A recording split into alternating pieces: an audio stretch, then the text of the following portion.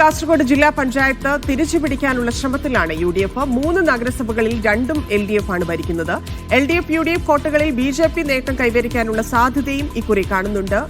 വിശദമായി നോക്കാം. പ്രാദേശിക തെരഞ്ഞെടുപ്പിൽ എക്കാലത്തും LDFനെ പിന്തുണച്ചതാണ് കാസർഗോഡ് ജില്ലയുടെ ചരിത്രം. ഇത് ഇത്തവണയും ആവർത്തിക്കും എന്ന് തന്നെയാണ് LDF കേന്ദ്രങ്ങളുടെ പ്രതീക്ഷ. എന്നാൽ വലിയൊരു അട്ടിമറി UDF പ്രതീക്ഷിക്കുന്നുണ്ട്.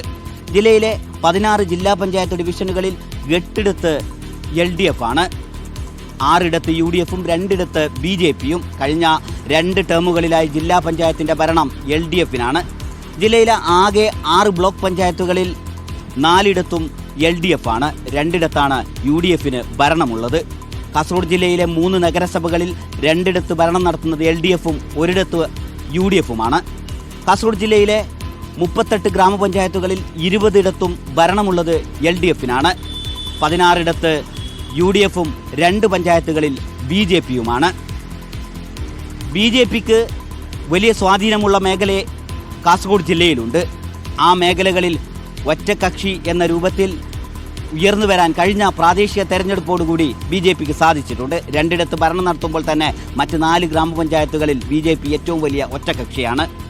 BJPക്ക് വലിയ സ്വാധീനമുള്ള മേഖലകളിൽ വോട്ട് ചോരുമ്പോഴും LDFിൻ്റെയും UDFിൻ്റെയും ഗ്രാമപഞ്ചായത്തുകളിൽ BJPക്ക് വോട്ട് കൂടുന്നു എന്നതാണ് കഴിഞ്ഞ തെരഞ്ഞെടുപ്പുകളുടെ കണക്കുകൾ വ്യക്തമാക്കുന്നത്.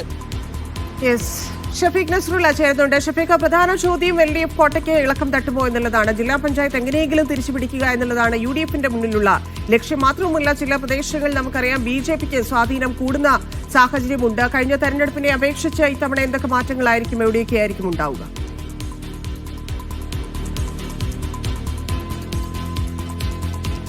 കാസർഗോഡ് ജില്ലാ പഞ്ചായത്തിൽ കഴിഞ്ഞ 2 ടേമുകളിലായി LDF ആണ് ഭരണം നടത്തുന്നത്. വലിയ ഒരു പ്രതീക്ഷ ഇത്തവണ UDF വെച്ച് പുലർത്തുന്നത്. കഴിഞ്ഞ തവണ UDFിൻ്റെ ചെങ്കള ഡിവിഷൻ പിടിച്ചെടുത്തായിരുന്നു ഭരണം നിലനിർത്താൻ LDFന് സാധിച്ചത്. ആ ചെങ്കള ഡിവിഷൻ ഇത്തവണ തിരിച്ചു പിടിക്കാനാവും എന്ന് UDF കണക്ക് കൂട്ടുന്നുണ്ട്. അങ്ങനെയാണെങ്കിൽ വലിയ ഒരു വിജയം, മുന്നേറ്റമുണ്ടാക്കാൻ UDFന് കാസർഗോഡ് ജില്ലയിൽ സാധിക്കും. പക്ഷേ കാസർഗോഡ് ജില്ലയിലെ ജില്ലാ പഞ്ചായത്ത് ഭരണം നിലനിർത്താനാവും എന്ന പ്രതീക്ഷയിൽ തന്നെയാണ് ഇപ്പോഴും LDF ഉള്ളത്. ആ രൂപത്തിലുള്ള പ്രവർത്തനങ്ങൾ, രാഷ്ട്രീയമായ വികസന സെമിനാറുകൾ സംഘടിപ്പിച്ചും ജനങ്ങളുടെ ഇടയിൽ LDFിൻ്റെ സ്വാധീനം വളർത്താനുള്ള ഒരു ശ്രമം നടത്തുന്നുണ്ട്. എന്നാൽ ഭരണവിരുദ്ധ വികാരം തെരഞ്ഞെടുപ്പിൽ പ്രകടമാവും എന്നതാണ് UDF കണക്ക് കൂട്ടുന്നത്. കാസർഗോഡ് ജില്ലയിൽ 6 ബ്ലോക്ക് പഞ്ചായത്തുകളിലാണ്. അതിൽ 4 ഭരണം നടത്തുന്നത് LDF ആണ്. ഈ 2 ഇടത്ത് മാത്രമാണ് UDFന് അധികാരമുള്ളൂ.